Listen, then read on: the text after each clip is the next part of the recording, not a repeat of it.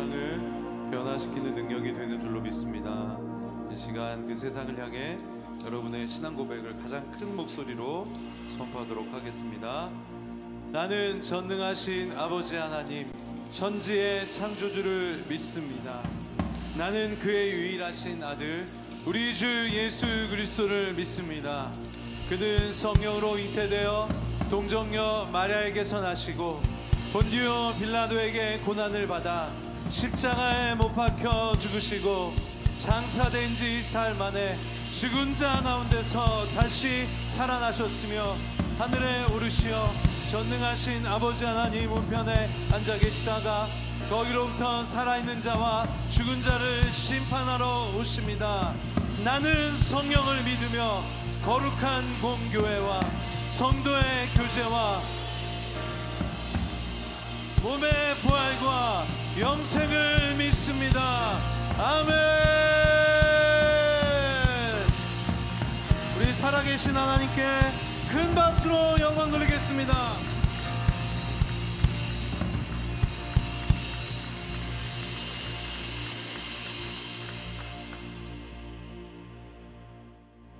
주방 사역을 하면서 내가 교회에서 사역을 할 때는 어두운 곳을 해야 되는구나.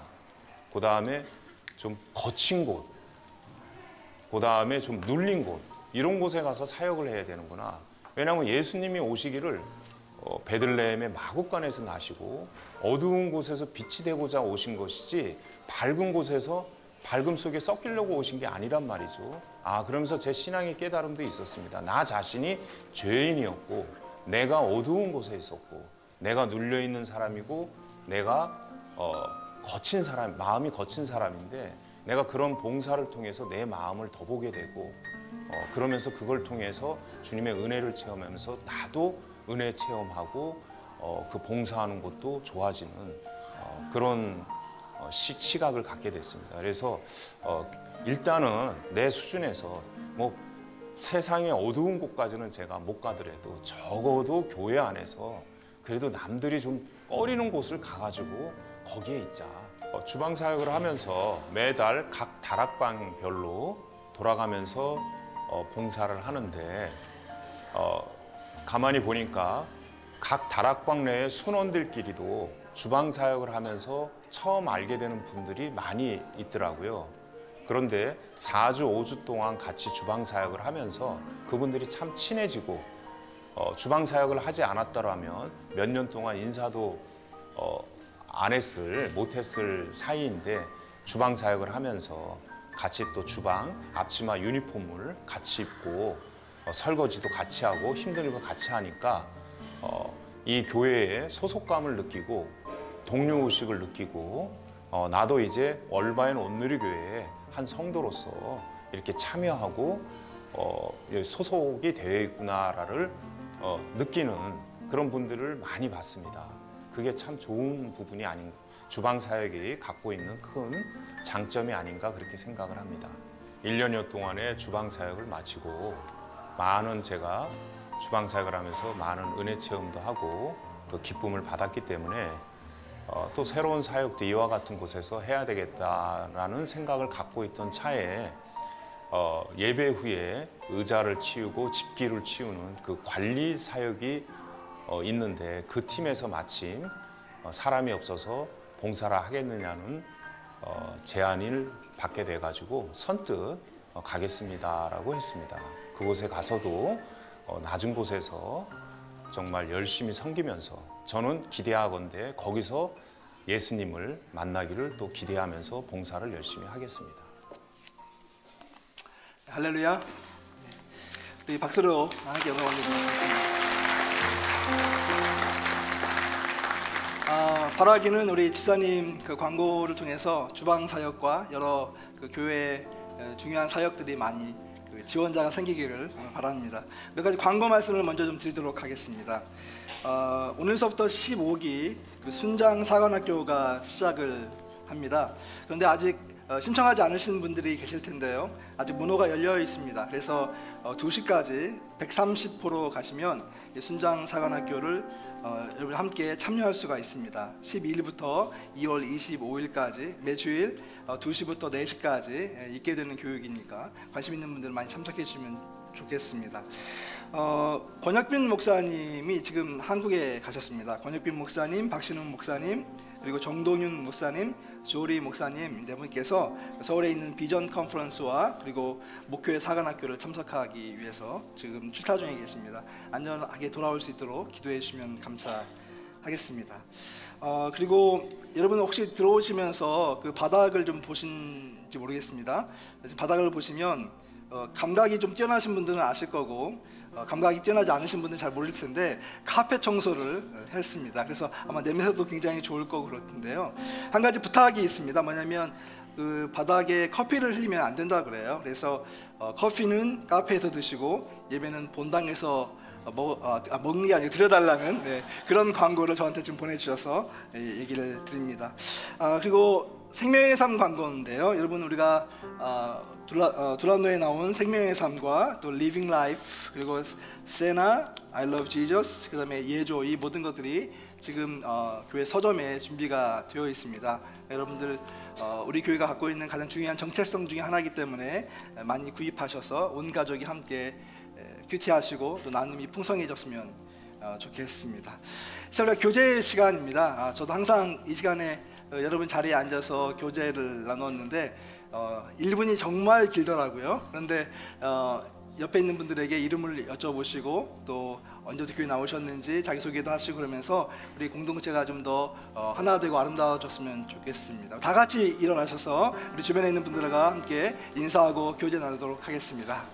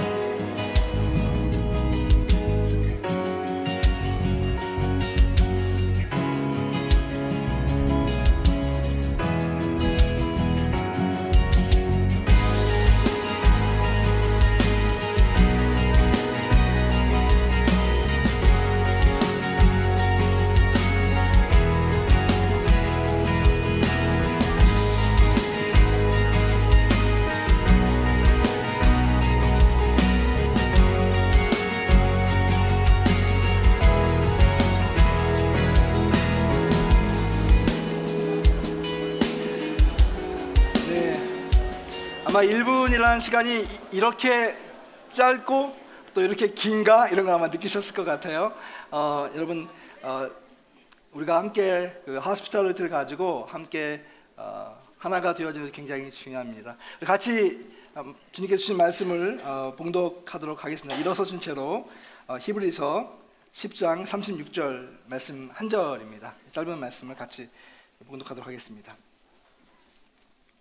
같이 읽습니다. 여러분이 하나님의 뜻을 행한 후에 약속을 받기 위해서는 인내가 필요합니다. 같이 앉아주시고요. 잠깐 기도하고 주의 말씀 전하도록 하겠습니다.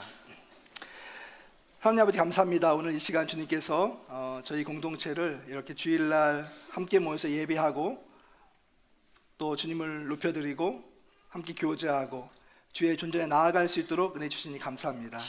주님, 이 시간 이 모임 가운데 임하여 주시고 또 주님께서 우리에게 하시고자 하는 말씀을 선포하여 주시옵소서. 우리에게 깨달음을 주시고 또 그 깨달음을 넘어서 어떻게 우리의 삶의 현장 가운데 살아낼 수 있을지를 고민하고 또 그 능력을 부여받는 시간 될 수 있도록 인도하여 주시옵소서. 부족한 종의 모습은 가려주시고 하나님께서 함께 하시는 믿고 감사하며 예수님 이름으로 기도드립니다. 아멘. 2017년도는 기독교 역사에 있어서 굉장히 뜻깊은 한 해였습니다. 우리가 기억하시겠지만 종교개혁 500주년이 2017년도에 있었습니다.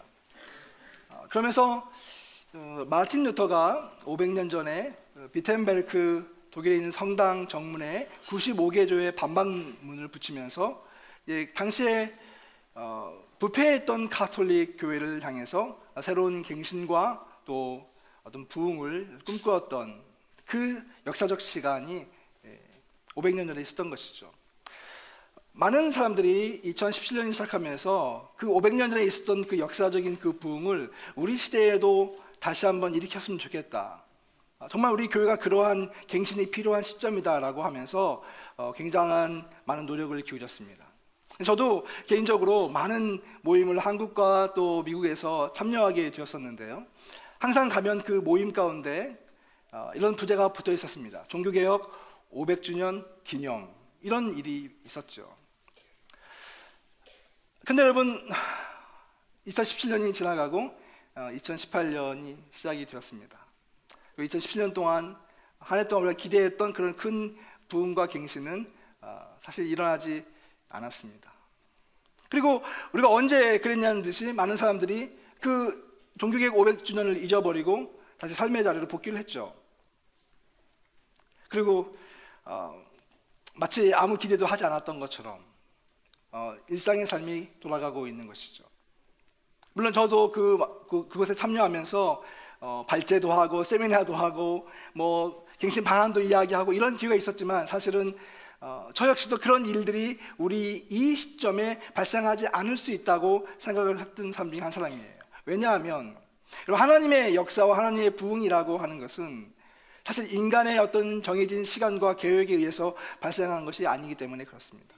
하나님의 역사는 사람의 능력과 사람의 계획과 사람의 때를 벗어나서 그분이 정한 그 시점에 이르러서 발생하는 것이죠. 그래서 성경에 보면 또 헬라어를 보게 되면 그 시간을 의미하는 두 가지 용어가 있는데요. 하나는 이 크로노스라고 하는 단어가 있고 또 하나는 이 카이로스라고 하는 단어가 있어요. 이 크로노스는 우리가 인생을 살아가는 일반적인 삶을 이야기합니다. 잠을 자고 다음날 아침에 일어나면 또 하루가 시작되고 또 봄, 여름, 가을, 겨울 이런 어떤 시즌이 계속 오면서 흘러가는 이런 물리적이고 또 자연스러운 이런 시간을 우리는 크로노스라고 이야기합니다. 그런데 성경에 보면 헬라어로 카이로스라는 단어를 사용할 때가 있습니다. 이 카이로스라는 단어는 기회라고 하는 의미를 갖고 있는데 이것이 성경에 쓰이게 될 때에는 하나님의 어떤 신적인 그런 개입하심이 있는 그 시점을 카이로스로 사용하죠. 그래서 우리의 어떤 물리적이고 어떤 자연스러운 인간적인 시간 또 역사 가운데 하나님의 그 능력이 임재하시는 그런 수식적인 사건을 기록하기 위해서 카이로스라고 하는 단어를 사용하죠. 여러분, 하나님의 시기를 우리는 기다리고 하나님의 역사하심을 우리는 기다리면서 살아가는 그리스도인들입니다. 그러나 그 시점은 우리가 결정할 수 있는 것이 아니고 하나님께서 스스로 하시는 그 역사라고 하는 것을 우리는 기억해야 된다고 하는 것입니다. 오늘 우리가 읽은 본문 말씀 히브리서 10장 36절은 그것을 우리에게 깨닫게 해주는 것 같아요. 여러분이 하나님의 뜻을 행한 후에 약속을 받기 위해서는 인내가 필요합니다. 인내가 필요합니다. 여러분, 인내 혹은 기다림이라고 하는 이 단어를 언제부턴가 우리는 별로 좋아하지 않게 된 것 같아요. 어렸을 적에 보면 기다림이 참 좋았을 때가 있었던 것 같습니다.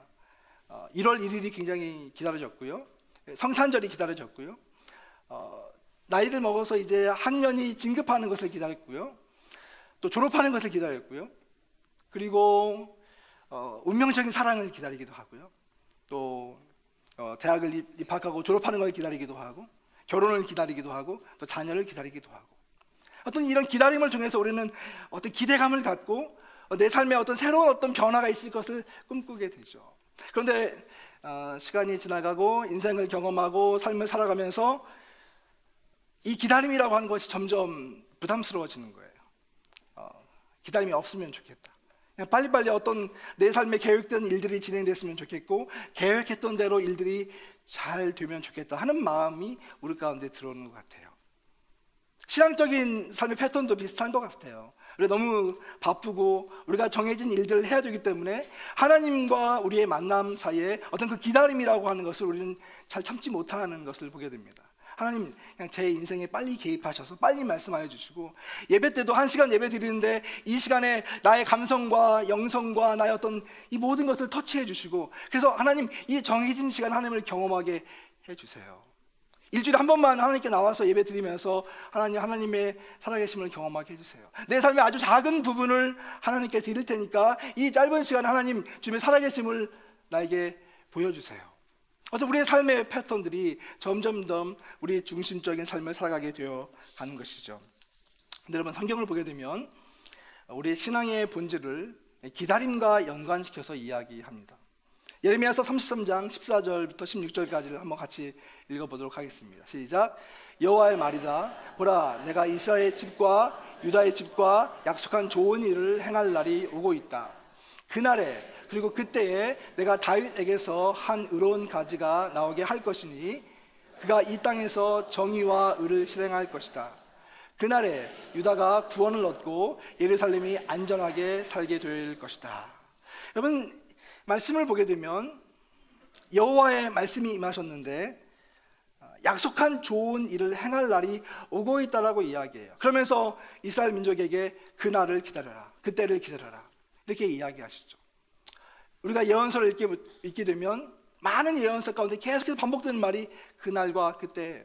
여호와의 날, 여호와의 그 정하신 그때가 오면 이스라엘 백성들은 이것을 붙잡고 있었기 때문에 그 사상 가운데서 메시아가 오실 그날을 기다리면서 메시아 사상이라고 하는 것이 발전이 되었습니다. 예수님께서 메시아로 오시는 그때 삶의 모든 문제와 또 고통과 눈물과 슬픔이 치유가 될 것이다라고 하는 메시아 사상. 신약에 와서 예수님이 이 땅에 오심으로 그 메시아 사상이 이루어졌지만 우리는 또 다른 기다림의 시간을 살고 있습니다. 다시 오실 그 예수님, 그 예수님이 이 땅에 다시 왕으로 오셔서 우리의 모든 삶의 문제들을 해결해 주시고 우리의 모든 질병을 고쳐주시고 영원한 생명을 주실 그날을 우리는 사실 기대하면서 살아가고 있습니다. 신앙은 기다림의 연속이라고 하는 것이죠. 그래서 미로슬라브 볼프라고 하는 신학자는 이 신앙의 가장 중요한 본질은 기다림이다, 이렇게 이야기하곤 했었습니다. 여러분, 기다림, 이것은 우리가 좋지 않아도 우리 기독교 신앙의 핵심이라고 하는 것이죠. 우리가 이 기다림의 시간을 어떻게 살 것인가 라고 하는 것이 우리 그리스도인들에게 주어진 굉장히 중요한 도전이면서 또 과제라고 볼 수 있을 것 같아요. 저는 오늘 여러분과 함께 이 주제를 가지고 몇 가지로 이야기를 나눠보고자 하는 것이죠. 첫 번째로 우리 기다림의 때를 어떻게 살 것인가 라고 하는 문제입니다. 성경은 우리에게 이 기다림의 때를 깨어서 시대를 분별할 수 있어야 된다라고 이야기합니다. 베드로전서 5장 8절과 9절 말씀을 같이 한번 읽어보도록 하겠습니다. 시작. 정신을 차리고 깨어 있으십시오. 여러분의 마귀 원수는 삼킬 사람을 찾습니다. 믿음 안에서 굳게 서서 마귀를 대적하십시오. 여러분, 이 말씀, 믿음 안에서 굳게 서서 마귀를 대적하십시오, 이 말씀이 다른 성경에 보면 믿음에 굳게 서서 악마와 맞서 싸우십시오라고 이야기해요. 굉장히 전투적인 그런 용어를 사용해서 이 때를 어떻게 분별하고 어떻게 살아야 될 것인가라고 하는 것을 우리에게 요구하고 있는 것을 보게 됩니다. 사실 우리가 살고 있는 이 시대는 굉장히 혼란스러운 시대죠. 믿음을 가지고 이 믿음을 지키면서 살아가기가 굉장히 어려운 시기를 우리는 살아가고 있습니다. 믿음을 가지고 정말 하나님이 원하시는 그러한 사람이 되고 싶지만 너무나 많은 유혹과 많은 도전들이 우리 삶 가운데 매일매일 있는 것을 보게 됩니다. 세상에서는 우리에게 이렇게 이야기하죠. 이 세상에서의 주인은 하나님이 아니라 바로 너 자신이다. 그래서 우리의 모든 자원과 모든 에너지를 총동원해서 너라고 하는, 나라고 하는 한 개인을 바로 세우고 또 행복하게 만드는 것이 이 세상을 잘 사는 것이라고 우리에게 이야기를 합니다. 그래서 어느 학자는 이야기하기를 영어로 말하는 이 아이가 얼마나 중심이 된 시간을 우리가 살고 있는가, 이 내 중심, 내 가치를 초점에 맞춘 그런 삶을 우리는 통과하고 있다고 이야기하기도 해요. 제가 최근에 읽은 책 가운데 아이젠이라고 하는 책이 있어요. 굉장히 최근에 나온 책인데 이 책은 샌디에고에 있는 그 주립대학의 교수님께서 쓰신 책이에요. 이 책의 제목은 아이젠, 보시다시피 굉장히 짧은 주제인데 그 부제가 굉장히 길어요. 그래서 제가 한번 연습을 해봤습니다. 영어로 얘기하려고. 발음이 좀 안 될 것 같아서 포기했습니다. 대신 이 내용이 이런 내용이에요. 부제가 왜 오늘날 이렇게 슈퍼 커넥티드 된 우리의 자녀들이, 우리 아이들이 이전 세대에 비해서 저항심도 적고 또 관용적이고 덜 행복한가? 더 행복한 게 아니라 덜 행복한가? 그리고 왜 이 아이들은 성인이 될 준비가 덜 돼 있는가? 이것이 우리에게 의미하는 것은 무엇인가? 이런 것들이 이 제목에 붙어 있는 것이죠. 제가 이 책을 받아서 우리 둘째 아이와 함께 식탁에서 그 목차를 보여주면서 설명을 해줬어요. 이런 내용이야. 근데 여기서 말하는 이 아이젠이라고 하는 것은 아이폰을 사용하는 세대거든요. 일단 초등학교에 들어가서 아이폰을 사용하는 세대, 1995년부터 2012년도에 태어난 세대를 아이젠으로 이 교수님은 보았는데, 목차를 하나하나씩 설명을 해주니까 저희 아이가 아빠 딱 맞아. 그런데 나는 좀 다르지, 이렇게 얘기를 하더라고요. 여기서 이야기하는 어떤 내용들이 있냐면 이런 것들이에요. 성인이 되기 위해서 급할 것이 별로 없는 것이죠. 그래서 밖에 나가는 것도 별로 좋아하지 않고, 또 이성을 사귀는 것도 뭐 예전같이 그렇게 많이 심혈을 기울이지 않고, 또 자동차 드라이브도 별로 빨리 따려고 하지 않고, 그러면서 이 사이버 세계에서 많은 사람과 연결되려고 하는 그런 시도를 많이 하고, 그러면서 그 사회에 살면서 정신적인 스트레스를 많이 받고 정신적인 질병에 노출이 되어 있고, 점점 더 영적인 것과 종교적인 것에 멀어져 가는 세대, 이 세대가 아이젠이라고 하는 것이죠. 여러분, 이들에게 있어서 진정한 영성의 핵은 하나님이 아니라 자기 자신이라고 하는 것입니다. 나 자신. 그래서 레너드 스윗이라고 하는 사람은 영어 I라고 하는 이 단어가 우리 세대에 점점 더 이 바벨탑과 같은 그러한 모습으로 성장해 가고 있다고 이야기하기도 했습니다. 사실 우리는 이 세상 살아가면서 어떻게 살아야 될 것인가, 이것은 우리의 정체성과 굉장히 중요한 연관성을 갖게 되는데, 진정한 정체성을 하나님 안에서 찾는 것이 아니라 오늘날 많은 사람들은 광고와 그리고 문화와 상표와 로고에 의해서 자기 자신을 아이덴티파이 한다고 하는 거죠. 그래서 오늘날 많은 사람들은 이렇게 조립식 자아가 되어가는 거예요. 진정한 자아가 아니라 조립식 자아로. 여러분, 이렇게 하나님께서 사라져버린 이 시대, 하나님의 자리를 인간이 대체해버린 이 세대는 과연 어떠한 현상이 발생하고 있는 걸까요? 말씀드린 것처럼 세상은 계속해서 우리에게 이야기하기를 너 자신에게 집중하고 너 자신이 잘 되면 행복한 세상이 될 것이라고 이야기합니다. 정말 세상이 행복해져 가고 있는가? 제가 지난주에 있었던 몇 가지 사건들을 좀 추스려 보았습니다. 제가 보았던 사건들 가운데 그 중에 저에게 하나 큰 충격을 줬던 사건이 23일 날 미국 켄터키 주에서 있었던 마샬 고등학교에서 있었던 총기 사건이었습니다. 여러분 그 사건을 아시는 분도 계시고 모르시는 분도 계실 거예요. 총기 사건이 나서 2명의 아이가 죽고 18명, 19명의 아이들이 큰 부상을 당했습니다. 근데 여러분, 요즘은 이런 사건이 별로 크게 보도가 안 돼요. 왜요? 몇십 명이 죽어야지 사람들이 관심을 기울이는 거예요. 일상적으로 이런 일들이 우리 주변에 많이 발생하고 있기 때문에 사람들은 웬만해서는 충격도 받지 않는 것이죠. 근데 이 기사가 나오면서 한 아이의 스토리가 나오는 거예요. 그 사건을 일으켰던 범인은 15살 먹은 청소년이었습니다. 그 아이가 권총을 가지고 와서 학교가 시작되기 전에 공터에 있는 아이들에게 총을 난사해서 그 총을 맞은 2 아이가 죽고 19명이 다친 것이죠. 근데 그 가운데서 총에 맞아 죽은 아이에 대한 이야기가 나와요. 여자아이였어요. 여러분, 이 사건이 나니까 아마 부모님들에게 이멀전시 콜로 아마 메시지로 이런 정황이 전파가 되었겠죠. 그 아이의 여자아이의 엄마가 그 메시지를 받고 아이가 무사한지를 알아보기 위해서 계속 전화를 거는 거예요. 근데 이 아이가 전화를 받지 않는 거예요. 부모 입장에서 얼마나 마음이 여러분 그러겠어요. 그래서 계속 전화를 하는데 그 전화하는 그 사이에 잠깐 틈이 있는데 전화가 걸려오는데 너무도 감사하게 자기 딸이 전화를 하는 거죠. 그리고 안도의 한숨을 쉬고 그 전화를 받았는데 아무 소리가 들리지 않는 거예요. 그리고 거기에서 그 주변에서 일어나고 있는 여러 가지 그런 그 혼란스러운 상황이 중계되고 있었습니다. 저는 이 기사를 보면서 오늘날 우리의 시대의 삶의 정황이 바로 이와 같지 않는가 생각을 해보는 거예요. 여러분, 15살의 그 짧은 생을 자기의 의지가 아니라 이러한 비참한 그런 상황 가운데서 죽어가는 한 아이가 자기가 가장 사랑하고 가장 연결되고 싶은 그 어머니에게, 자기 엄마에게 전화를 걸고 있는 이 순간 그 버튼을 하나 누르고 그리고 아무런 액션을 취하지 못하고 그렇게 죽음을 맞이하는 이 세대를 우리는 살아가고 있는 것입니다. 얼마 전에 미국의 크리스천 그룹인 바나 그룹에서 한 조사를 내서 발표를 했어요. 미국에 있는 13세부터 18세까지 되는 청소년 아이들이 자기 자신의 성 정체성을 어떻게 이해하고 있는가.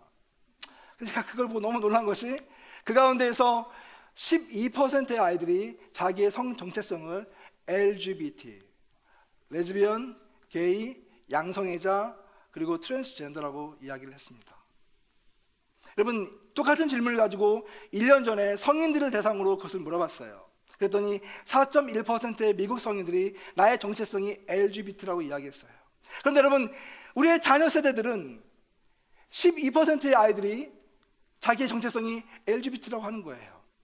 여러분, 무슨 일이 발생하는 겁니까? 그 사이에 화학적인, 생물학적인 어떤 호르몬이 바뀌어서 우리 아이들이 그렇게 많은 돌연변이, 아니 그런 아이들이 나오게 된 것인가요?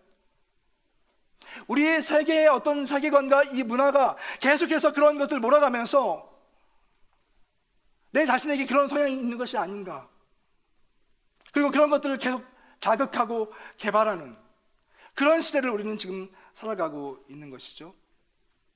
혹시 여러분 아마존 고라고 들어보셨는지 모르겠어요. 지난주에 미국의 아마존에서 아마존 고라고 하는 새로운 마켓을 시애틀에서 오픈을 했습니다. 근데 이 아마존 고라고 하는 것은 이제까지 있었던 마켓하고 전혀 다른 개념이에요. 왜냐하면 마켓 안에 점원도 없고 또 계산을 위한 계산대도 없습니다. 사람이 들어가서 거기에서 자기 필요한 물건을 선택하고 그리고 가지고 나오면 자동적으로 자기 앱에서 그 돈이 빠져나가는 그런 시스템을 만들었어요. 어떻게 그것이 가능해졌을까? 제가 그 내용을 보게 되니까 인공지능 AI 기술을 활용하고 있다. 컴퓨터 비전과 또 딥러닝 알고리즘과 센서 퓨전과 자율주행차 기술 등이 적용됐다. 여러분 무슨 말인지 이해하세요? 어려운 얘기는 많이 하는데, 근데 이런 어떤 걸 통해서 사람이 그 매장에 들어가면 그 사람의 동작을 센스하는 그 카메라가 쫓아다니면서 무엇을 선택했는가를 다 추적해서 나중에 나올 때 자동적으로 결제를 하는 시스템. 그래서 이 시스템의 말로 편리가 극에 달하는 그런 시대를 보여주는 상징이다. 근데 여러분, 미국에서 계산원으로 일하고 있는 사람의 숫자가 350만 명에 달합니다. 잡을 잃어버리는 세계가 오는 것이죠. 여러분, 우리는 기술이 발전하고 물질이 풍부해지면 더 살기 좋은 시대가 올 것이다 이렇게 생각을 해왔습니다. 그런데 지금 부의 분배는 어떻습니까? 세계의 부는 상위 1%의 사람들이 하위 50%의 사람보다 더 많은 부를 소유하고 있습니다. 지난 37년 동안 부의 증가가 어떻게 분배되었는가를 확인해 보았더니 0.1%의 사람들이 그들이 거둔 그 수입이 하위 50%의 사람들이 거둔 수입과 맞먹는, 아니 더 많은 그런 부를 그들이 축적했습니다. 미국은 어떨까요? 미국은 좀 낫겠죠? 다른 나라보다 훨씬 더 미국은 더 선진국이고 또 인권과 이런 걸 평등을 중요하게 여기니까. 근데 여러분 아십니까? 미국은 1%의 사회가 아니라 0.1%의 사회가 아니라 0.01%의 사람들이 이것을 좌지우지하는 세계입니다.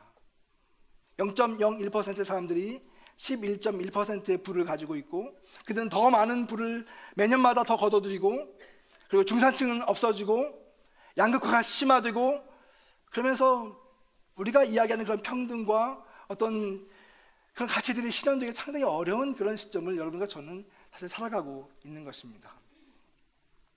이런 시간을 예수님이 보신다면 뭐라고 이야기하실까요?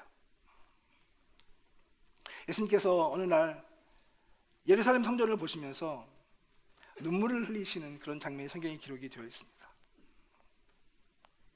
앞으로 이 세대가 어떻게 될지 그들은 전혀 예측하지 않으면서 그냥 일상의 삶을 살아가고 있는 것이죠. 나는 괜찮겠지. 나는 이런 데서 예외겠지. 그렇게 생각하는 많은 사람들이 그런 일상의 삶을 살아가고 있는 거예요. 성경에 보면 우리의 때를 마치 노아의 시대와 비슷하다 이렇게 이야기를 하죠. 그래서 노아의 홍수가 곧 눈앞에 닥쳐 있는데 사람들은 그런 어떤 위기를 인식하지 못하고 그냥 먹고 마시고 장가가고 시집가면서 일상의 삶을 살고 있다라고 성경은 우리에게 이야기하고 있어요. 마치 오늘날 우리가 살고 있는 이 시대에 우리의 삶의 태도가 이와 같지 않느냐라고 이야기하고 있는 것이죠.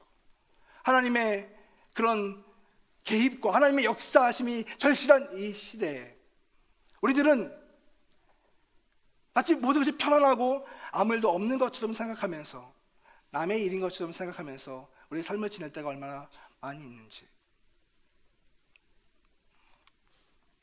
원수 마귀가 우는 사자와 같이 삼키줄 찾아 두루 다니는 이 시대, 우리 자녀들을 영적 무지의 세계로 이끌어가고 또 믿는 자들을 세속화의 길로 이끌어가는 이 시대, 주님께서는 이때 깨어있는 안목을 우리에게 요구하시는 거예요. 이 세상이 어떻게 변화되고 있고 이럴 때 우리 크리스천은 어떻게 대응해야 될 것인가 라고 하는 것을 심각하게 생각하라고 우리에게 도전하고 있는 것이죠. 그러면서 두 번째 우리에게 주는 교훈은 시대를 분별할 뿐만 아니라 이 시대를 거룩함으로 살아내라고 하는 것입니다. 그럼 마태복음 25장에 보면 신랑을 기다리는 10처녀 이야기가 나옵니다. 흔히 우리가 이야기할 때 슬기로운 5처녀와 미련한 5처녀 이야기를 하죠. 여러분, 말씀을 보다 보면 재미있는 것이 있어요. 이 10처녀가 사실은 별 큰 차이가 없던 그런 사람들이었습니다. 이들은 다 똑같이 신랑을 맞이하기 위해서 아주 그런 기대감을 가지고 신랑을 맞이하기 위해서 나갔던 사람들이고요, 또 등불을 들고 있었어요. 신랑이 늦게 오니까 다 같이 잠에 들었습니다. 여기까지는 똑같았어요. 그런데 소리가 들리는 거죠. 신랑이 오고 있다. 이 소식이 들리니까 여기서 큰 차이가 발생했습니다. 엑스트라 등불을 가지고 온 처녀들은 그 신랑의 그 잔치에 참여할 수 있었고, 그 엑스트라를 갖고 있지 못한, 준비하지 못한 처녀들은 그 잔치에 참여하지 못한 일들이 나오게 되는 것이죠. 여러분, 제가 미국에서 결혼식을 몇 번 가보니까 미국에서는 이 결혼식을 굉장히 한국과는 다르게 하더라고요. 여러분 잘 아시겠죠? 누가 처음에는 신부인지를 잘 모르겠더라고요. 신부 같은 사람이 여러 명이 있어가지고 막 굉장히 잘 꾸미고 머리도 굉장히, 화장도 굉장히 하고, 그래서 저는 이 사람이 신부인가 그랬더니 나중에 보니까 들러리래요. 와서 야, 들러리, 한국말로 보면 좀 들러리 좀 그렇잖아요. 근데 들러리도 이렇게 막 아름답게 꾸미는구나. 여러분, 아마 이스라엘 민족에서 그 문화가 그랬던 것 같아요. 신랑을 맞이하는 10처녀. 그래서 이때 정말 아름답게 자신을 꾸미고 자신을 나타내면서, 그래서 정말 이 아름다운 파티에 참석하고 싶어하는 그런 마음이 있었던 것 같아요. 근데 가장 중요한 것, 가장 기본적인 것을 놓치고 있었던 거예요. 가장 중요한 것, 가장 기본적인 것. 여러분, 우리가 살아가는 이 세상은 사실 나 자신의 초점을 맞추다 보니까 어떻게 하면 내가 더 아름답고 멋지게 보일 수 있을까라고 하는 것을 굉장히 신경 쓰는 세대죠. 우리가 아는 것처럼 한국에서는 성형수술이 굉장히 인기여서요, 세계에서 뭐 손꼽히는 성형 국가 중에 하나죠. 근데 제가 요즘 자료를 찾아보니까 예전에는 뭐 코 수술, 이렇게 뭐 가슴 수술, 또 이렇게 눈 수술, 뭐 이런 수술을 하다가 최근에는 많이 하는 게 지방 흡입 수술을 하다가 요즘은 얼굴을 깎는 수술을 한다고 그래요. 일명 그 연예인 수술인데, 그래서 이 턱을 깎고 돌출된 뼈를 깎고, 그래서 결국 원하는 게 뭐냐면 그 V자 얼굴을 만드는 것이 이제 연예인 수술이에요. 제가 그걸 보면 되게 감사했어요. 제가 좀 V자거든요. 근데 여러분, 이런 어떤 그 수술을 하면서 자료에 한국이 그 안면 성형 수술의 세계 3위예요. 근데 여러분 아세요? 그것을 어떤 의사가 인터뷰하면서 그거 사실은 아니라고. 한국은 인구 대비로 보면 세계에서 절대 1위라고. 이분이 그렇게 했어요. 절대 1위라고. 그러면서 우리가 그동안 쌓은 그 기술력, 그리고 횟수, 노하우, 이것이 바로 글로벌 리더로서의 그 성형 강국이다. 이렇게 이제 인터뷰를 했어요. 우리가 좀 뭐든지 강국이 되는 건 좋은데 그만큼 우리가 외적인 것에 관심을 많이 기울인 시대라고 하는 것이죠. 근데 여러분 어떻습니까? 우리가 이런 외적인 것에 관심을 기울이고 내 자신을 아름답게 만들어내고 피부를 관리하고 동안으로 보이고 다 중요해요. 하지 말라는 이야기 아니에요. 그런데 정말 중요한 것은 바로 이러한 세계 가운데서 정말 가치 있고 정말 중요한 것을 우리가 붙잡고 있는가라고 하는 거예요. 베드로전서 1장 15절부터 17절 말씀은 이렇게 이야기합니다. 같이 한번 읽어보도록 하죠. 베드로전서 1장 15절부터 17절 말씀. 준비가 안 됐네요. 여러분을 부르신 분이 거룩하신 것처럼 여러분도 모든 행실에 거룩한 사람이 되십시오. 기록하기를 내가 거룩하니 너희도 거룩하라고 하셨습니다. 또한 여러분이 사람을 외모로 취하지 않고 각자의 행위대로 판단하시는 분을 아버지라고 부르고 있으니 나그네로 사는 때를 두려움으로 지내십시오. 그럼 어떻게 살아야 되는가? 이 옛창조와 새창조 사이를 살아가면서 주님의 오심을 기다리고 있는 성도들은 어떻게 살아야 되는가? 바로 이것을 거룩함으로 채우라고 성경은 우리에게 이야기하고 있습니다. 거룩함으로 이 시대를 채우라. 사실 저는 말씀을 준비하면서 사실 갈등이 좀 됐었어요. 왜냐하면 제가 지금 말씀드린 것처럼 이 세상은 이렇게 급변하고 엄청난 변화와 그런 도전들이 오는데 기껏 우리가 할 수 있는 말이 거룩하게 살라고 하는 이런 소극적인 이야기인가? 이런 어떤 마음이 들어서 사실은 좀 불편했었어요. 아마 제 설교를 듣는 분들 가운데서 첫 번째 솔루션이 거룩이야? 이렇게 이야기하는 사람이 있을지도 모르겠어요. 근데 여러분, 성경으로 다시 돌아가 보는 거죠. 하나님께서 우리에게 가장 중요하게 여기는 가장 본질적인 것은 무엇일까? 그것은 바로 이 거룩과 연관되어 있다고 하는 거예요. 여러분, 이 구약 성경을 거룩을 이야기하는 단어가 코데시라고 하는 단어인데요, 이 단어의 뜻은 잘라냄 혹은 분리를 의미하는 것입니다. 죄로부터 우리 스스로를 분리시키고, 그리고 우리를 오염시키는 것에서부터 우리를 단절시키는, 이것이 바로 거룩의 의미인 것이죠. 세상의 어떤 흐름과 사조로부터 우리 자신을 거룩하게 지키는, 이것이 너무나 중요하다고 이야기하고 있는 거예요. 그런데 이 횟수가요, 무려 구약 성경에는 830번 이상이 언급되고 있어요. 하나님께서 우리에게 이 거룩을 요구하시는데 이 거룩이 얼마나 중요한가를 우리에게 계속해서 그분은 말씀하고 있다라고 하는 것이죠. 여러분, 신약에 와서는 다른가요? 신약에 와서는 마찬가지 아닙니까?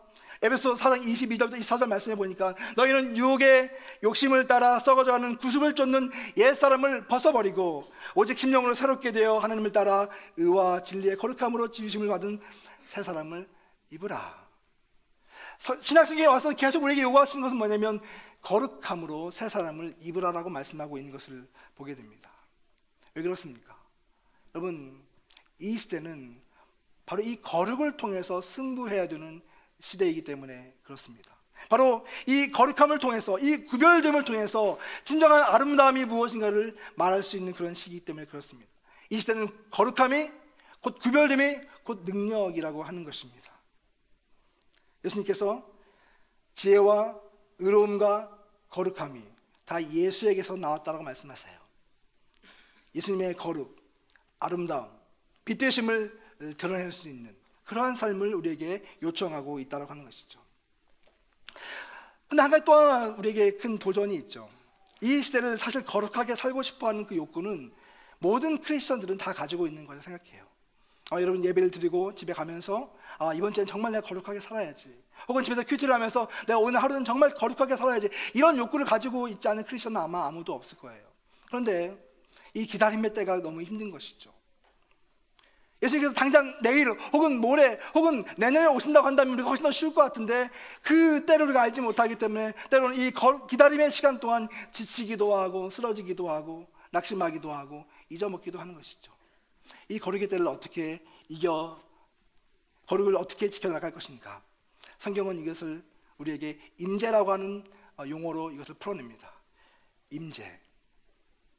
예수 그리스도와 우리가 함께 되고 하나님이 우리 가운데 함께 있는 그 사건, 그 임재를 우리에게 이야기하는 거예요. 여러분들이 누군가를 굉장히 사랑했을 때 그 임재의 경험을 해보셨을 거예요. 여러분이 누군가를 가족을 기다리고 있는 어떤 공항에서 정말 이 가족을 만나고 싶은 그 마음으로 그 기다림의 시간이 너무 금방 지나가는 그런 순간을 아마 경험해 봤을 거예요. 아마 여러분들이 너무 사랑하는 자녀들을 타지로 보내고 그들이 공부를 마치고 돌아올 그 시점을 굉장히 긴장감을 가지고 기대감을 가지고 기다릴 때가 있었을 거예요. 어떤 선물이 오기로 약속이 되었다면 그 선물을 기다리는 그 시간이 굉장히 익사이팅하고 또 짧게 느끼는 시간이 있었을 거예요. 이 기다림, 임재, 이것이 굉장히 중요한 의미죠. 저는 결혼을 27살 때 했는데요, 저희 집사람하고 저하고 한 6년 정도, 7년 정도 연애를 했습니다. 제가 21살 때, 집사람이 20살 때. 만으로 보니까 제가 20살, 집사람이 19살 이 정도 된 것 같아요. 근데 그때 만나서 데이트를 하고 연애를 쭉 했는데 그 7년 동안 사실은 2년 반 거의 3년 정도를 군대를 갔다 오고 또 1년 정도를 호주에 제가 공부를 하러 갔다 왔으니까 한 3년 이상을 집사람이 기다려줬어요. 사실 이 이야기를 들으면 많은 사람들이 우리 집사람 정말 대단하다 이렇게 이야기합니다. 얼굴을 보면 더 그렇게 이야기해요. 어떻게 기다릴 수가 있었냐. 근데 그 기다림의 시간은 사실 한 사람에 의해서 기다려지는 것은 아닌 것 같아요. 서로 사랑하고 서로를 위하는 그런 커넥션이 있는 것이죠. 비밀스러운 이야기지만 제가 군대에 있는 동안 집사람에게 편지를 300통 이상을 썼습니다. 아마 군대 갔다 오신 분들은 아시겠지만 군대에 가면 할 일이 별로 없어요. 그래서 편지를 써서 보냈습니다. 근데 집사람도 저에게 300통 이상의 편지를 보냈는데 제가 정말 감동적인 것은 하루도 거르지 않고 일기 형식으로 편지를 썼어요. 그리고 그것을 모아서 일주일에 하나씩 편지를 저한테 보내는 거예요. 그러면 그 편지를 받아보고 있으면 마치 그녀가 내 옆에 있는 것처럼 느껴지는 거죠. 일상의 삶을 소소하게 적으면서 그리고 그리움을 나누고 사랑을 나누는 것. 여러분 성경에서는 이것을 뭐라고 이야기하냐면 임재라고 표현을 합니다. 임재. 사실 우리가 예수 그리스도의 그 살아계심과 예수님의 그 거룩하심을 우리의 삶 가운데 잘 느끼지 못할 때가 많이 있잖아요. 그 이유가 무엇 때문입니까? 그것은 바로 하나님, 그 예수님이 우리의 삶과 너무 멀리 있다고 느끼기 때문에 그래요. 그런데 하나님은 뭐라고 말씀하시냐면 우리가 예수 그리스도를 정말 사모하고 그분을 간절히 원하면 그분의 임재하심이 우리의 일상의 삶 가운데서 드러나고 그분이 우리의 삶을 주장하시고 이끌어 주신다고 그분은 말씀하고 있는 거예요. 오늘날 우리의 문제는, 우리 기다림의 이슈는, 우리 믿음의 신앙의 이슈는 바로 이 임재의 이슈에 있는 것입니다. 하나님이 우리와 함께 하시겠다고 말씀하시는데, 예수님이 우리와 함께 하시겠다고 말씀하시는데, 주님께서는 심지어 이렇게까지 말씀하셨어요. 내가 세상 끝날까지 너희와 함께 있을 것이다. 근데 이 말씀을 하시면서 내가 너희를 떠나가는 것이 오히려 너희에게 더 유익하다라고 말씀하셔요. 그러면서 하나님께서 약속하신 그 선물을 너에게 보낼 것이다. 그렇기 때문에 너희는 그 선물을 기다리라고 말씀하고 계세요. 그 선물이 무엇입니까? 바로 사도행전에 나와 있는 성령이세요. 예수님은 우리를 떠나가셨지만 그 성령이 우리 가운데 임하셔서 성령 가운데서 예수님의 살아계심과 예수님의 말씀과 예수님의 그 놀라운 그 능력을 우리의 매일의 삶 가운데에서 그분이 증거하시고 보여주시고 확증해 주시겠다고 주님은 말씀하고 있는 거예요. 여러분 우리가 만약 하나님 앞에서 우리가 겸손해져서 정말 우리가 성령님을 간구하고 성령님이 내 삶 가운데 오셔서 나를 지배하기를 원하셔서 우리의 마음을 오픈하고 그분과 우리가 동행하는 그런 삶을 살아가게 된다면 여러분 예수님의 그 오심은 먼 미래에 일어날 미래적 사건이 아니라 바로 매일매일의 삶 가운데서 우리가 경험하고 느끼고 체험하고 간증할 수밖에 없는 그런 놀라운 실제적 사건으로 우리에게 다가온다라고 하는 것이죠. 그 임재하심을 우리에게 요구하고 있는 것이죠.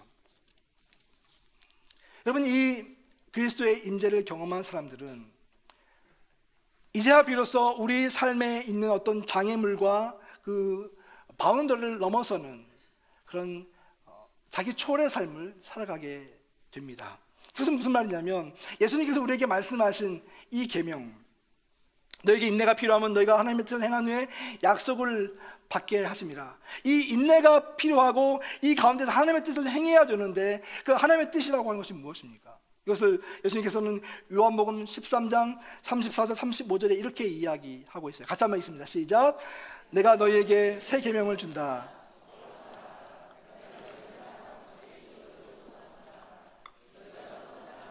이로써 모든 사람들이 너희가 내 제자임을 알게 될 것이다. 여러분 예수님께서 우리에게 마지막으로 새 계명을 주셨는데 이 세상을 살아가면서 우리가 지켜야 될 가장 중요한 계명은 서로 사랑하라라고 하는 계명이었어요. 그리고 하나님 아버지를 사랑하고 너의 이웃을 내 몸과 같이 사랑하라고 말씀하셨어요.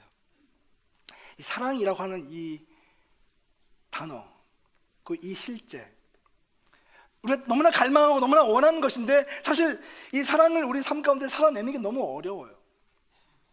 어떻게 나의 능력과 나의 어떤 이 삶의 정황 속에서 이것을 벗어나서 살아낸다고 하는 것이 사실 너무너무 어려운 거예요. 그래서 우리는 그 안에서 많이 좌절하죠. 하나님의 사랑을 이야기하고 갈망하지만 사실 이 사랑을 살아낼 수 없는 우리 자신을 보고 우리는 실망하기도 합니다. 그런데 여러분 거기에 비밀이 있다고 하는 거예요. 이 사랑을 살아내는 것은 사실 우리의 힘과 우리의 지식과 우리의 능력과 나의 어떤 결단을 통해서 이루어지는 것이 사실은 아니라고 하는 거예요. 우리는 많이 결단하고 많이 노력하지만 사실 그보다 더 중요한 뭔가 그 안에 있어야 되는데, 그것이 바로 예수 그리스도께서 우리와 함께 하시고 성령께서 우리의 삶을 주장하시는 그러한 삶이 우리 가운데 이루어질 때, 그때야 비로소 우리는 우리 자신을 넘어서서 주님이 원하시는 삶의 자리로 나아갈 수 있게 된다고 하는 거예요. 그것이 주님이 우리에게 이야기하시는 임재의 비밀이고 또 하나님의 일을 행하는 사랑의 삶의 비밀이라고 하는 거예요. 예수님 우리에게 뭐라고 말씀하셨냐면, 너희가 형제를 위해서 너의 목숨을 내어주는 것보다 더 큰 사랑은 없다고 말씀하셨거든요. 여러분, 우리가 누군가를 위해서 내 목숨을 내던진다고 하는 것은 너무나 숭고하고 아름다운 것이지만 사실 우리의 힘으로 할 수 있는 것은 결코 아닌 것이죠. 예수님이 왜 이 얘기를 하셨을까요? 바로 성령께서, 예수님께서 우리의 삶 가운데 임재하시고 우리의 삶의 주인이 되셨을 때 비로소 우리는 우리의 삶의 이 자리를 벗어날 수 있다고 하는 것을 예수님께서 다시 우리에게 이야기해주고 있는 거예요. 아마 여러분이 이어령 교수님을 잘 아실 거예요. 우리 시대의 지성인이고 또 많은 책을 쓰시고 유명하신 분이죠. 또 우리에게 이분이 유명해진 것 중에 하나는 자기의 딸을 통해서 무신론자였던 이분이 그리스도인이 되는 사건 때문이었습니다. 몇 년 전에 그런 회심을 경험하고 또 책을 쓰고 간증을 하면서 많은 울림을 주었습니다. 근데 이번에 얼마 전에 1월 달에 어떤 신문 매체와 함께 인터뷰를 한 그 동영상이 그 페이스북에 올라왔는데요. 한 4분짜리 짧은 클립이었는데 참 많은 도전을 받았습니다. 그분이 거기서 그런 이야기를 해요. 자기도 암에 걸린 거예요. 그래서 이제 죽음을 준비하고 있는 그런 과정이라고 하는 거죠. 근데 사실은 이분이 크리스찬이 되는데 가장 중요한 역할을 한 것은 자기의 딸, 그분의 이름이 이미나 변호사인데, 이분이 미국에 와서 검사도 되고 또 변호사도 되면서 나름대로 자기 커리어를 많이 쌓았던 분이죠. 성공한 코리안 아메리칸이죠. 그런데 이분의 삶을 보면 굉장히 기구해요. 왜냐하면 이혼을 하고 또 자기가 많이 키워놓은 큰 아이가 어느 날 갑자기 심장마비로 죽게 되고, 둘째 아이는 자폐에 걸려 있고 자기는 암에 걸린 거예요. 그러니까 여러분, 삶이 어떻게 이렇게까지 막힐 수가 있어요? 모든 부분이 다 막혀버린 거잖아요. 더 이상 소망이 없을 정도로. 근데 그 가운데서 이민아 목사님이 예수님을 만나고 새로운 삶을 살게 되죠. 그래서 그때부터 자기의 삶의 목표를 하나님을 위한 삶, 특별히 청소년들을 위해서 술과 마약에 찌들어 있는 그들을 돕고 그들을 섬기는 사역을 하다가 2012년도에 암에 의해서 하나님 나라에 가게 됩니다. 근데 여러분, 이 과정을 이어령 교수는 자기의 딸이기 때문에 그것을 보았잖아요. 그러면서 그가 이런 이야기를 합니다. 나는 이 죽음의 때를 기다리면서 아무런 약도 먹지 않고 일상의 삶을 그냥 그렇게 행하면서 살아가고 있습니다. 그래서 이렇게 얘기해요. 나의 종교는 이제 시작하는 거예요. 나의 종교는 이제 시작하는 거예요. 그래서 이제 일생에 한 번밖에 없는 그 죽음을 받아들이고 있는 중이라고 하는 거죠. 근데 그 원인이 어디에 있는가?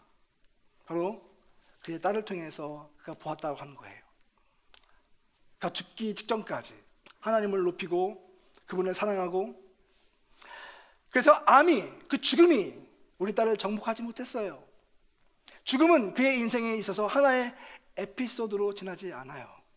그렇게 이야기를 하는 인터뷰 영상입니다. 여러분, 진짜 능력은 어디에서 나오는 걸까요?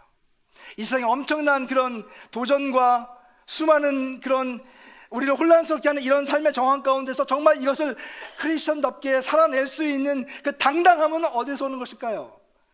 그것은 우리 내부로서 나타나는 것이 아니라 바로 예수 그리스도의 생명을 소유하고 그것을 경험하고 그것을 보고 그것을 확신하는 자들에게만 이루어지는 놀라운 역사라고 하는 것이죠.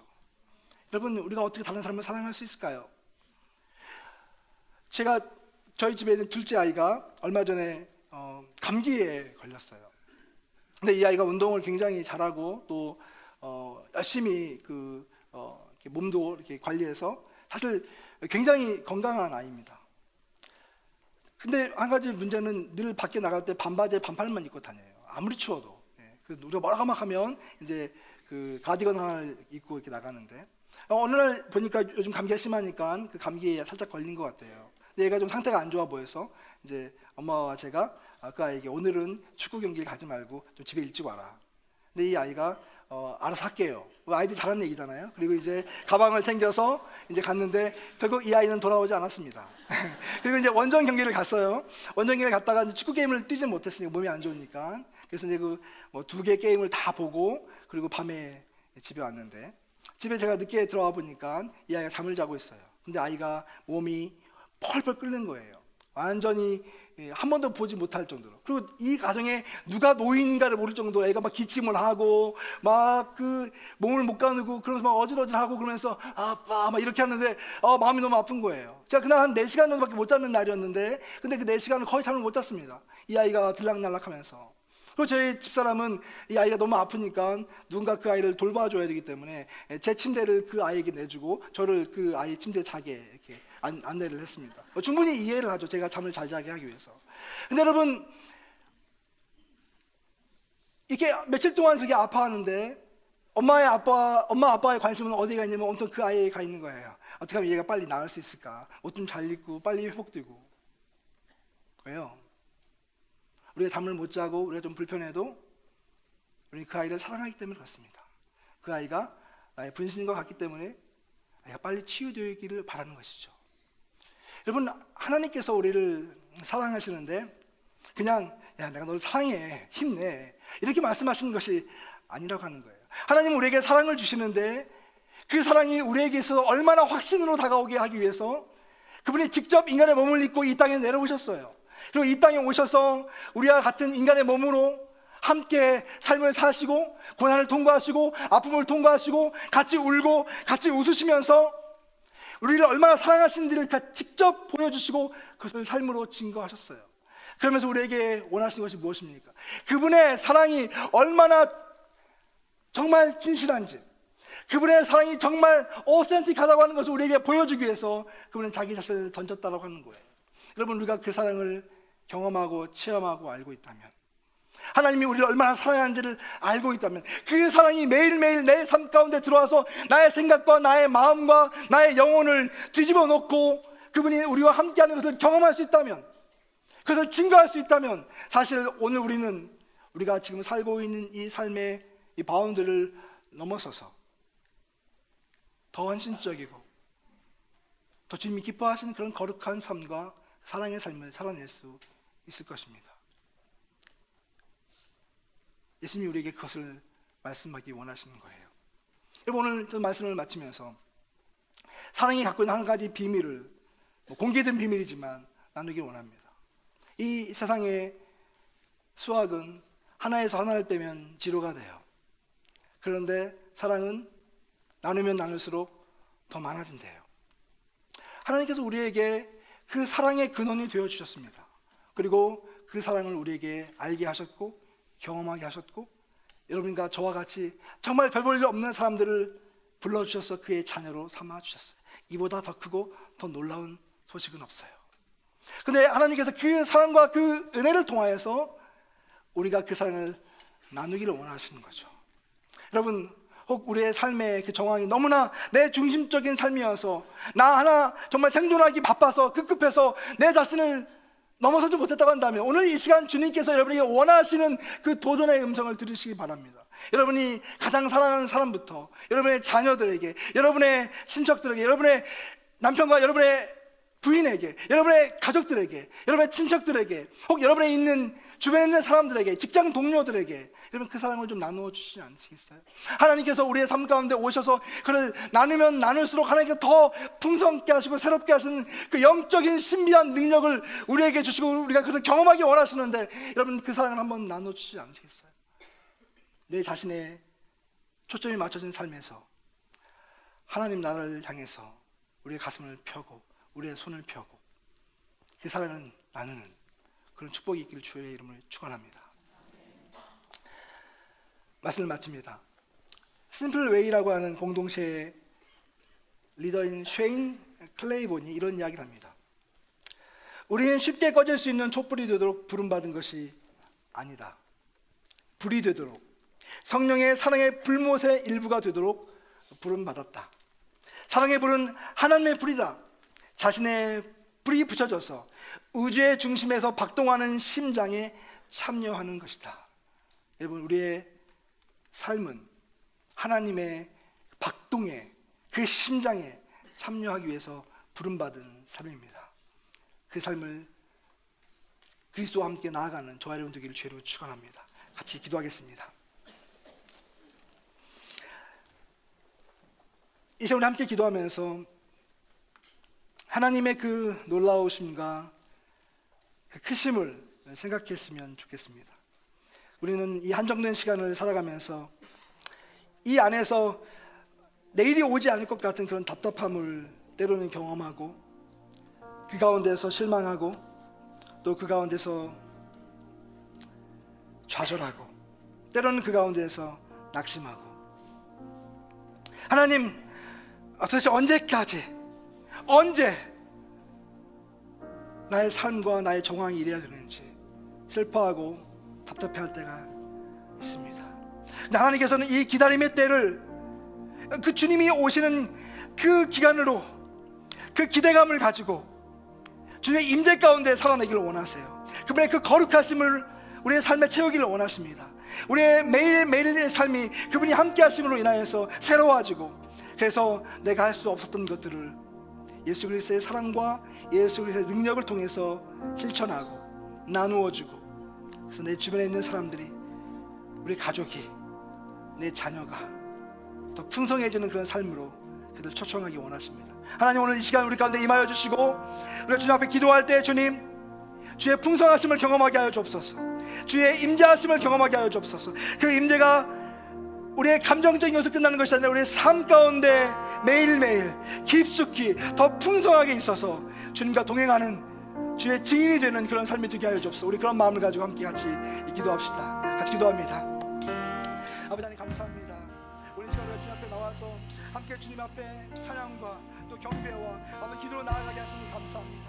특별히 아버지 하나님, 이 시간 아버지 그 주님의 부르심 앞에 아버지 우리의 자신을 내어놓고 하나님 그 부르심 앞에 응답하기 원합니다. 여기 아버지 우리의 삶의 정황이 때로는 많이 지치고, 때로는 많이 힘들고, 때로는 아버지 우리를 힘들게 하고, 아버지 하나님 그 가운데에서 낙심케 하는 그런 부분들이 많이 있습니다. 그렇지 여호와 우리 아버지 주신 말씀하시고, 여호와 우리 아버지 주님을 향해 나아갈 수 있는 수로 보여주시고, 하나님 거룩한 수를 향해 나아갈 수 있는 되게 하여 주시고, 하나님의 놀라운 능력을 아버지 경험하고 그 능력대로 살아내는 우리가 될 수 있도록 여호와의 역사하시기 도와여 주시옵소서. 참아주시고 도와여 주시옵소서.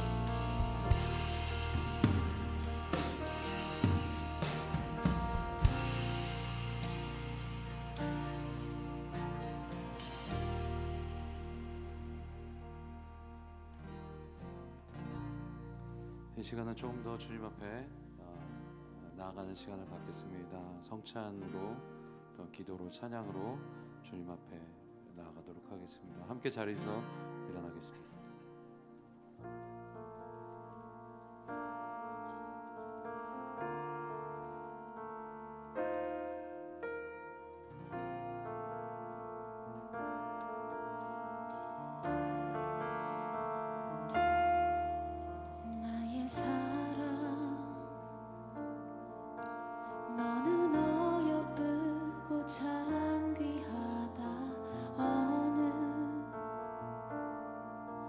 보석보다 귀하다.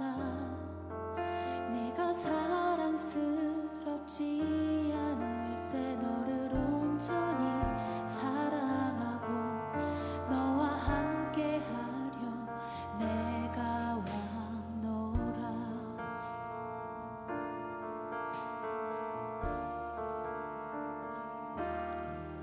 주의 사랑, 이 사랑은 결코 변치 않아.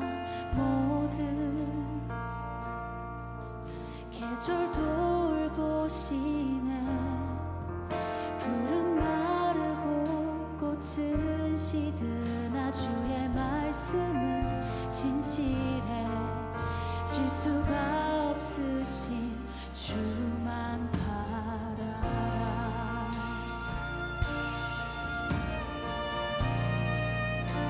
주님은 나와 뜻이 날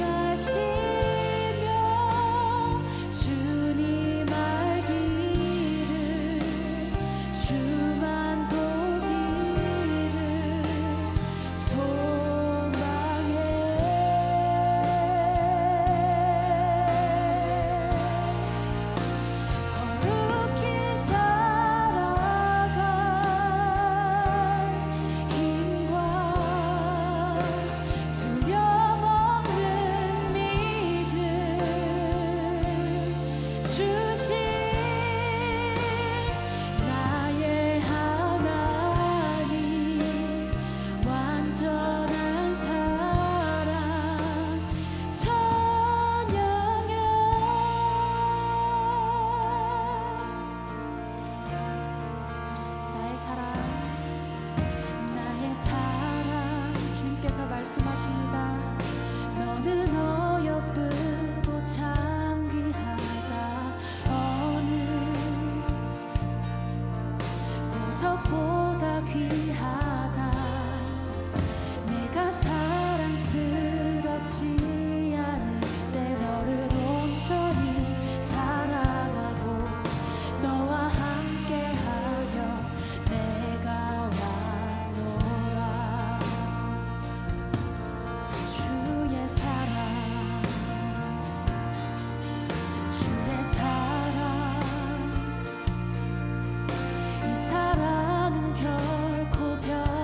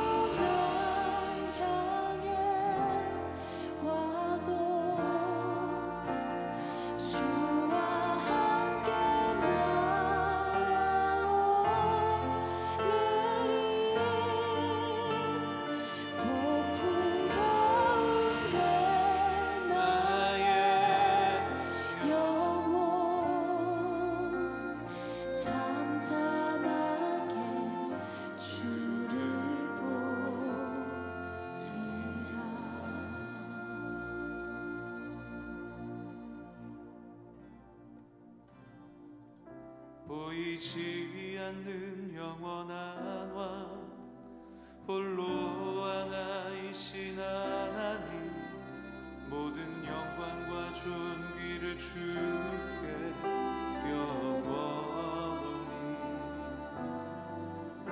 보이지 않는 영원한 왕 홀로 하나이신 하나님 모든 영광과 존귀를 주께 영원히 아멘 보이지 않는 영원한 왕 홀로 하나이신 하나님 모든 영광과 존귀를 주께 영원히 보이지 않는 영원한 왕 홀로 하나이신 하나님 모든 영광과 존귀를 주께 영원히 아멘 영광과 존귀 영원히 영광과 존귀 영원히 영광과 존귀 영원히 아멘 영광과 존귀 영원히 영광과 존귀 영원히 영광과 존귀 영원히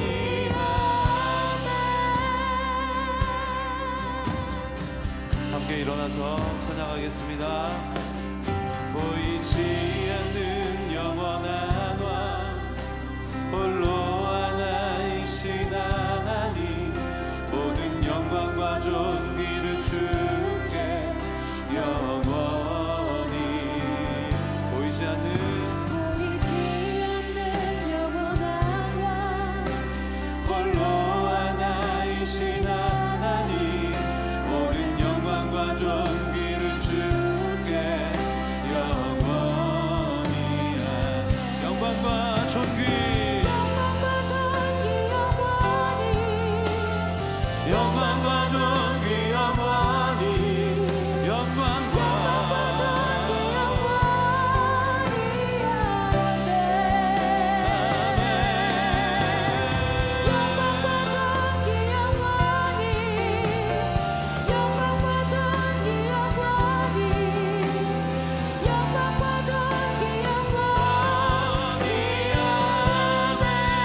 영광과 존귀 영원히 영광과 존귀 영원히 할렐루야 오직 주님께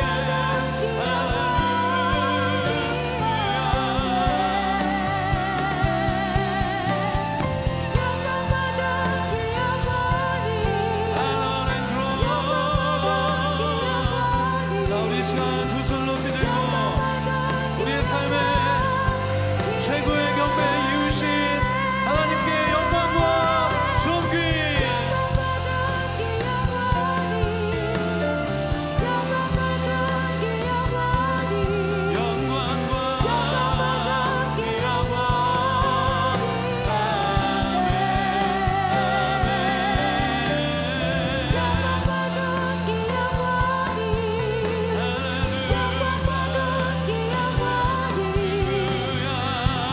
자 우리 다시 한번 최고의 경배를 우리 하나님 앞에 올려드립니다. 영광과 존귀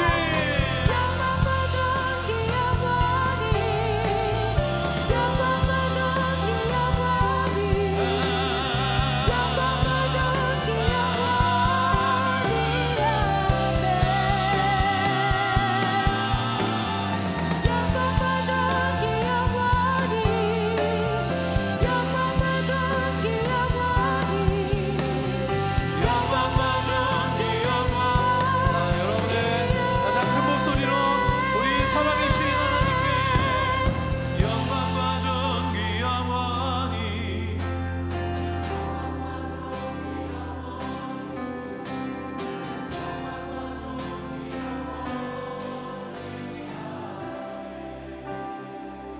영광과 존귀